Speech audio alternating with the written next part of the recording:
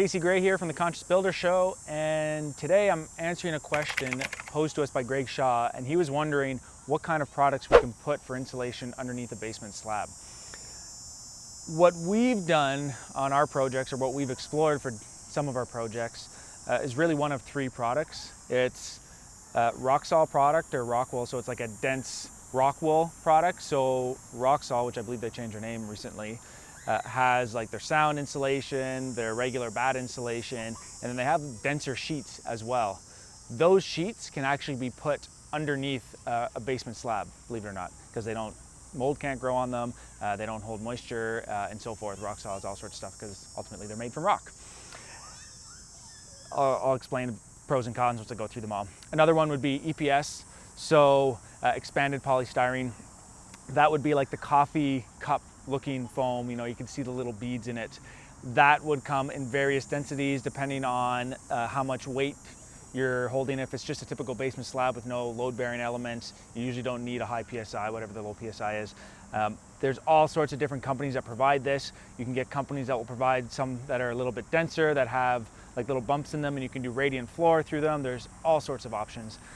The third option that we've explored in the past would be XPS, which is extruded polystyrene, which is like the pink or the blue foam, and that would come in different size sheets. What we've used is either 2x4 or 4x8. It's a little bit more expensive than the EPS, but doesn't hold as much water content. So all of this stuff, there's all sorts of blog posts out there that'll explain the pros and the cons as well. But those are the three that we've explored. In terms of price, EPS usually ends up being the cheapest. You just need to make sure that it can perform what you want it to do what you want it to do. We've done a lot of XPS, and we are actually going to be doing the Roxol option as well.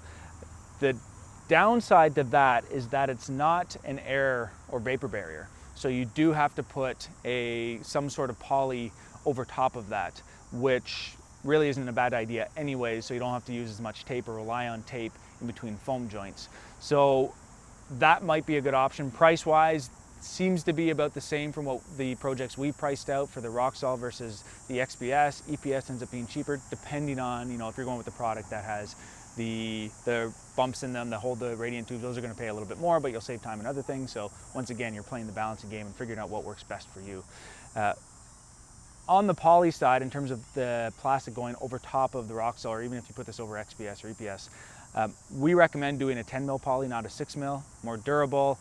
Guys are going to be walking on it, concrete's going to be poured on it. You want to make sure that it's not going to rip without you knowing it, because if it rips and now it's below the concrete, you're never going to know. So do put in the 10 mil poly, less tape joints. It's easy to install. You can get big rolls, all sorts of companies out there. We'll throw some links in the notes here for you. But quick summary, Roxol or some sort of rock wool board, XPS or EPS, those are the three that we've really been exploring in terms of what you can put for insulation underneath your slab.